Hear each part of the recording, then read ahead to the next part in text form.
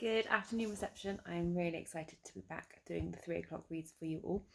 And the one I'm going to do today is one of my favourite stories from when I was a little girl. So, when I was little, I used to love the Percy the Park Keeper stories.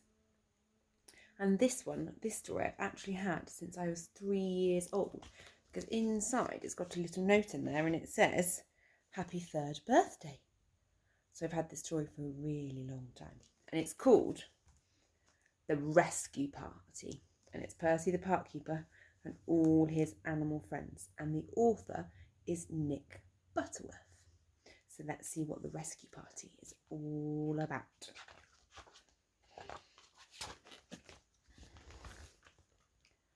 "What a perfect day for doing nothing," said Percy the Park Keeper.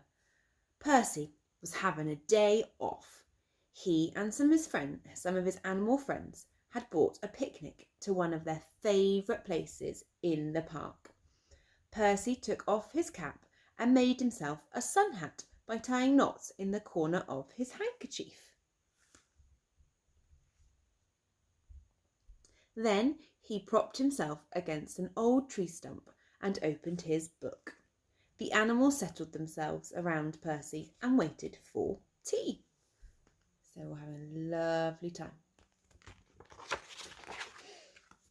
It was warm in the sunshine, and soon everyone began to doze. That means they're having a little nap. Suddenly they were disturbed by a sound of laughter. Percy looked up. 3 young rabbits, 2 brothers, and their little sister were playing a leaping game in the long grass. When they saw Percy, the rabbits waved. "Hello, Percy, we're pretending to be hares." Percy chuckled and waved back as the rabbits were leaping away. The 3 rabbits were having a wonderful time. "I can jump the longest," said one. "I can run the fastest," said his brother. "I can jump the highest," said the smallest rabbit, and she jumped high into the air. Whee! She jumped really high. But as the little rabbit landed, to her brother's surprise, she completely disappeared. She crashed right through the rotten cover of an old well. The 2 brothers stared at the hole in the ground, and then they began to wail. "Help! The ground has eaten our sister! Help! Somebody help!" Somebody, of course, meant Percy. The 2 rabbits ran straight to him and told him what had happened. The other animals looked worried as Percy listened and sighed. "There's no water in that well," he said, "but it's very deep." He pulled out his cap and jumped to his feet. "We'll need a rope," he said. "Come on, let's go." Percy raced away with the animals, following behind him. Before long he was leading them back again towards the old well. Over his shoulder, Percy carried a long rope. Percy cleared away the rotten wood that had covered the well and peered into the dark hole. He couldn't see the little rabbit. She was perched on a log that had wedged itself halfway down the well. "Hello!" called Percy. "Can you hear me?" A rather cross little voice answered. "I bumped my head." "But are you all right?" asked Percy. "I bumped my head," answered the cross voice again. Said Percy. "I think she's all right. We're sending down a rope," called Percy. "Tie it nice and tight and we'll pull you up." Percy lowered the rope into the well. The little rabbit wasn't quite sure what to do, so she tied it tightly to the log that she was sitting on. "Now, heave ho," said Percy. Should she have tied the rope to the log, or maybe round her? Oh dear.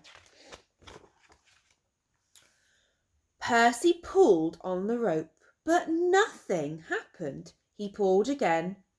"Oh, what's she been eating?" he muttered. "She weighs a ton." He pulled once more, but still nothing happened. Percy frowned. All right, let's see what we can do together. Down in the well, the little rabbit was beginning to get used to the dark. As she gazed around, she noticed there was a small opening in the wall of the well. I wonder where that leads to. Is it here? At the top of the well, the rescuers lined up behind Percy, ready to pull the rope. Ready, shouted Percy. Heave! Something in the well moved. Keep going, said Percy. She's coming. The rescuers pulled and pulled. They grunted and groaned and quacked and squeaked. Up came the rope. But as it reached the top, the rescuers got a terrible surprise. There was no little rope. There was no little rabbit on the end of the rope. All they had pulled up was a great big log. Well, I'm blessed, said Percy. What's happened to her? Can you see here? So if I open it all up, it shows all of them helping. She's turned into a log, said the fox. She's at the bottom of the well, said the squirrels. She's lost forever, wailed the rabbits. Oh, no, I'm not, said a little voice behind them. I'm here. Everyone looked round in amazement. There at the back of the line of the rescuers was the little rabbit. How she ended up there? I thought I'd help you, she said. What are you doing?